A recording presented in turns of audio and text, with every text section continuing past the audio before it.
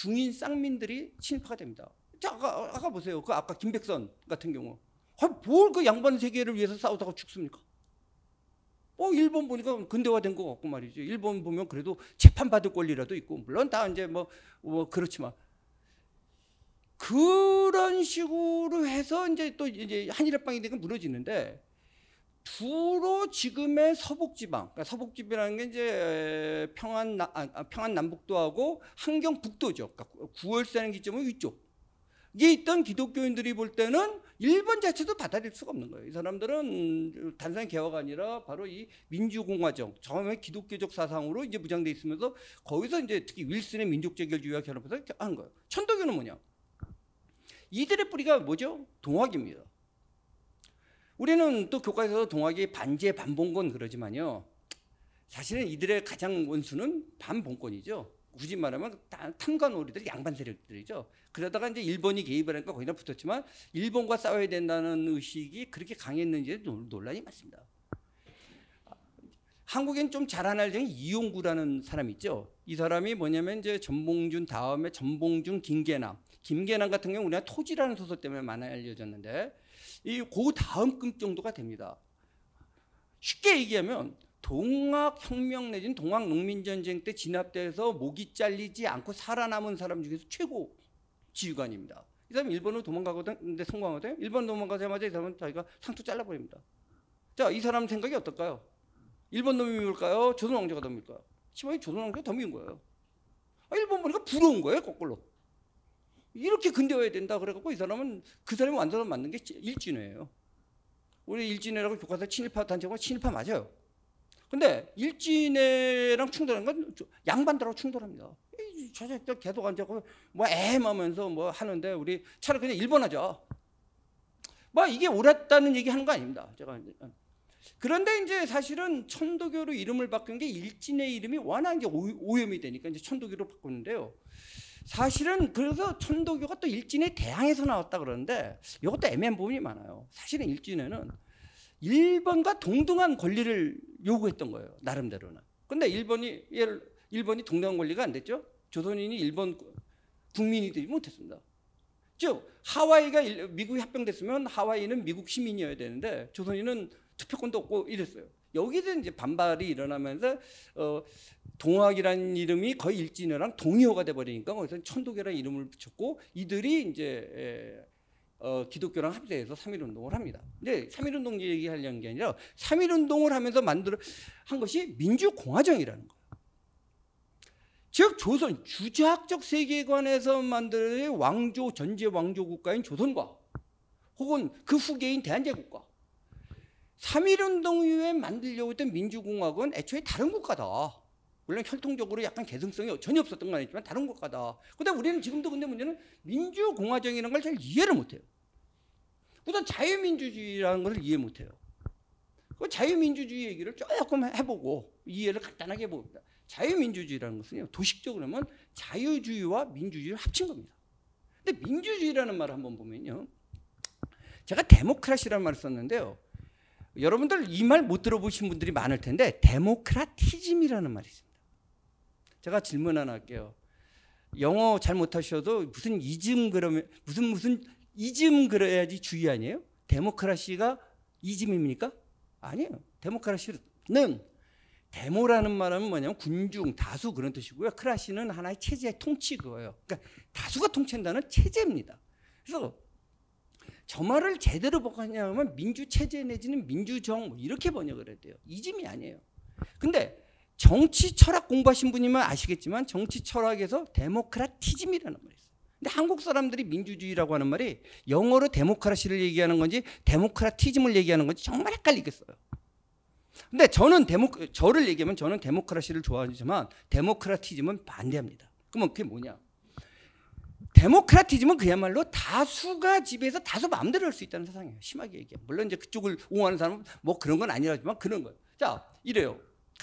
어떤 분이 좀 아주 유명한 우리나라의 개그맨께서 헌법 책도 뭐 쓰셨다고 하는데 그래서 참 저분 개그 잘하신다라고 제가 생각을 하는데, 또 뭐 그분이 뭐 보고 저한테 항의할지 모르지만 어떤 건 이래요. 대한민국 헌법 1조는 뭐 모든 권력은 국민한테 주권이 있고 대한민국은 민주공화국이다 알아요.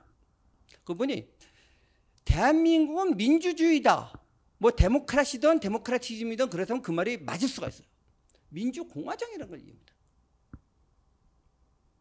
여기서 공화정은 쉽게 말해서 어려운 얘기를 하자면 헬라어에서 나온 거를 갖다가 이 로마 집에 가면서 로마가 라틴어로 바꾼 건데 레스푸블릭이죠. 리퍼블릭이죠. 리퍼블릭은 레스 푸블리카예요. 레스는 라틴어에서 관사입니다. 푸블리카는 뭐죠? 퍼블릭이라는 뜻이에요. 그러니까 더 퍼블릭입니다. 만약에 그냥 단순하게 번역을. 왜 더? 그게 무슨 소리냐? 자, 제가 많이 들은 얘기 있어요. 여기 휴대폰 있어요. 이거 누구 거죠? 제 거예요. 제가 던지고 발로 밟아서 깨졌다. 여러분이 어떻게 할 거죠? 저런 또라이 봤나? 그렇지만 뭐 저가 깬 거에 대해서 뭐라고 못할 겁니다. 그냥 저가 또라이지. 이건 왜냐면 내 거니까. 내 소유고 내 마음대로 하고 뭐 여기 지저분해서 내가 청소까지 하고 나갔다면은 뭐 저 또라이 새끼 그러고 말지 저한테 시비를 걸 수가 없어요. 근데 레스 퍼블릭이 그러니까 리퍼블릭에서 레스 퍼블릭은 공공의 겁니다. 근데 예를 들어서요. 팥줄소다. 팥줄소는 프라이빗이 아니라 퍼블릭이죠. 근데 제가 지분이 있어요, 없어요? 엄밀하게 때문에 있어요. 저는 국민으로서 주권을 가진 사람으로서 팥줄소의 약 일부의 지분을 갖고 있지만 저만 지분을 갖고 있는 거 아니에요. 그러니까 근데 아까 말한 데모크라티즘적인 속성을 가진 사람은 어떤 주냐면 내가 주인이니까 팥줄소 가서 깨부셔도 된다는 거예요.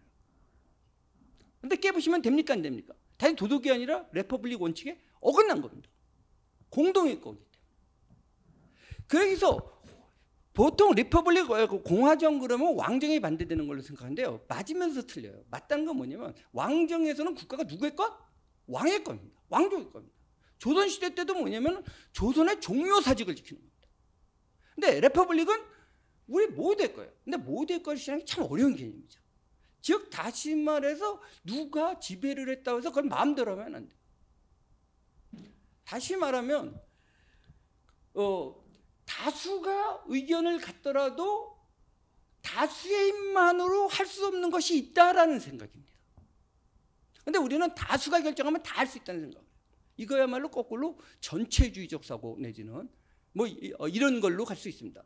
그리고 사실 다수가 모두 원해서 되는 경우는 없는데 일시적인 국면에서 있을 때가 있어요. 굉장히 프랑스 혁명 국면이라든지 볼셰비키 혁명 났을 때든지 우리나라 또 이렇게 촛불로 그냥 사람들 흥분했을 때. 근데 그게 정말 다수인지에 대해서 한번 생각을 해봐야 돼요. 그래서 국민이 원한다 그죠? 제가 늘 많이 얘기하는데 나는 국민이 아닌가 보다 저들이 볼 때. 나는 반대하는데. 국민 모두가 원하는 거 있다는 생각 자체가 사실은 굉장히 전체주의적 사고입니다. 국민 모두가 원하는 거 없어요. 근데 그래서 하나의 국민이 되면 합의되는 것이 있게 되죠. 그럼 합의되는 문서가 뭐죠? 그게 바로 헌법입니다. 컨스티튜션이에요. 그렇기 때문에 다시 얘기를 하면 자유민주주의란 뭐냐면요. 민주주의, 거기서 데모크라티즘이 아니에요. 이즘이 아니에요. 민주주의 체제인데 민주주의 체제는 다수가 통치하는 건데 다수가 통치하는 게 항상 오는 건 아니지만 역사적으로 그래도 낫다고 생각하고 거기다는 다수의 통치를 보장하는 자유롭고 공정한 선거를 기반으로 하는 거고요. 문제는 자유예요. 근데 자유라는 게 지멋대로 하는 게 아니라 헌정적 자유예요. 합의된 게 있어요. 우리가 같은 건. 그래서 헌정적 자유주의, 영어로 좀 고상하면 컨스티튜셔널 리버럴리즘이 돼요. 그래서 헌정적이라는 걸 이해해야 돼요. 헌정적이라는 것은 여러분들 법치라는 얘기 많이 하죠? 한국 사람들이 법치를 잘 이해 못해요. 법치 그러면 그냥 법을 잘 지키자. 뭐 악법도 법이다. 이렇게 있는 거예요. 그렇게 완전히 틀린 건 아닌데 좀 틀렸어요. 자, 제가 영어를 하는 게 영어를 했어야지 개념이 오는 게 많아요. 법치 그러면 이해가 안 되는데요. 법의 지배예요. 더 룰 오브 로예요. 즉 여기서 오브는 주격의 오브입니다. 즉 누가 통치를 하는 거죠? 법이 통치하는 겁니다. 사람이 통치하는 게. 즉 대통령이 통치하는 게 아니라 헌법이 통치하는 겁니다. 대통령은 그 헌법 상황의 전체가 아니라 일부 자신이 보장된 의무와 책임을 하는 겁니다. 그런데 동양에서는 이런 법치 사고가 없으면서 어떤 생각을 하냐면은 법가 사상이 있는데 법가 사상은 법치가 아니라 그러니까 즉 영어로 더 룰 오브 로가 아니라 더 룰 바이 로. 그러니까 로는 주어가 아니라 수단입니다. 법을 통한 통치를 생각해요. 자, 이해하기 좋게 얘기할게요. 내가 왕이야. 여기 지금 오늘 줌으로 시청하시는 분은 저한테 매달 100만 원씩 붙인다. 안 붙이면은 어떻게 된다? 사형이다. 자, 이거 따를 거예요, 여러분? 옛날에 법가적인, 물론 뭐 극단적인 예예요. 이게 더 룰 바이 로예요. 지금 그런 현상이 일어나요. 법의 이름으로 폭력이 일어나고 있어요. 막 세금 막 내라고 그러고. 이건 법칙, 우리가 말하는 법칙 아닙니다. 법을, 그 다음에 룰이 지배하는 거예요. 근데 인치를 하면서 사람이 법을 통해서 지배하는 거예요. 이게 이제 제가 특정 종교를 갖고 있어서 그런 게 아니라 이제 서구 문명이라는 게 그쪽 바탕으로 나왔기 때문에 이해하기 좋은데, 예를 들어서 다윗이라는 사람이 왕을 했을 때 다윗도 뭘 지켜야 되는 거죠? 법을 지키는 거예요. 그다음에 법을 안 지키면 야단도 맞고 당해요. 근데 중국의 황제 그게 어디 있죠? 내가 법이에요. 필요하면 내가 만들고. 그러면 이런 질문, 야, 그런 추상적으로 법이 지배한다. 야, 사람이 경험하는 거지. 물론 그런 측면이 있어요. 이게 참 어려운 정치 철학입니다. 그럴 때는 권력 분립이 나오는 거예요. 권력이 한쪽에 집중되면요, 법치가 안 이루어져요. 근데 법을 법을 어떻게 하는 건 쪼개버려. 법을 만드는 사람하고 법을 집행하는 사람하고 법을 해석하는 사람을 나눠버리는 거예요. 즉 다시 말해서 아까처럼 내가 법을 만들고 여러분 저한테 100만 원씩 보내야 되나 말고 제가 집행을 하고 제가 재판해버리면 이건 내 멋대로예요. 말이 법치지, 아까 말씀드렸지만 더 룰 오브 로가 아니라 더 룰 바이 로예요. 근데 법치라면 그 법은 딴 데서 만들어요. 저기 한 분 계신데 우리 도의원 대표 같은 데서 만들고, 그다음에 제가 집행을 하는데 또 이게 법에 맞는지 하는 사람은 또 다른 사람이 재판해요. 근데 이제 이게 이제 상권 분립이 그래서 이루어진 겁니다. 물론 이게 현실에 와서는 또 이게 굉장히 복잡하게 된 거지만, 분명히 왜 나누는데 입법, 행정사법으로 나누냐면 법을 만드는 사람, 법을 집행하는 사람, 법을 해석하는 사람을 나눠버린 거예요. 그래서 거기서 이제 체크 앤 밸런스라는 거예요. 체크 앤 밸런스가 왜 필요하냐? 아까 말한 유교적 세계관은 인간이 성인이 될 수 있기 때문에 체크 앤 밸런스를 안 돼도 돼요. 옳은 게 있어. 옳으면 돼. 근데 서구 사고에서는 인간이 완벽한 존재가 아니기 때문에 서로 균형을 맡아서 체크를 하고 밸런스를 이루어야지 된다라는 생각이에요. 이러한 사고가 우리가 없다가 바로 19세기 말 20세기 초반에 대충 서구 사상, 특히 서구 선교사, 천주교나 개신교 선교사들과 함께 들어옵니다. 그리고 이게 이승만, 서재필 같은 아주 선각자적인 지식인들에 의해서 했고요. 맨 처음에 이거 받아들이지 않습니다. 아까 유인석 같은 사람은 다 돌아가고 전부 이거 다 뭐같이 처벌해야 될 놈들이에요. 그런데 이제 일제가 되고 오히려 유교 양반들은 이제 뭐 저항을 안 하고 그러는 데서 이제 이 기독교인들, 서구적인 생각하는 사람들과 이 동학 민초들과 합쳐져 갖고 이제 일어난 거죠. 그러니까 유관순 열사가 아주 열성적인 감리교인인 거 이런 게 다 우연이 아닙니다. 다 연결되는 얘기들이에요. 그래서 그다음에 이제 개인의 자유인데, 우리나라에서 이제 보수라고 하시는 분들도 보면은 이제 문제가 뭐냐면 서구 보수랑 굉장히 다르죠. 우리나라 보수는 뭐냐면 그냥 이게 진짜 어떤 보수인지 모르죠. 서구에서 보수의 가장 핵심적인 거는 개인의 자유입니다. 개인.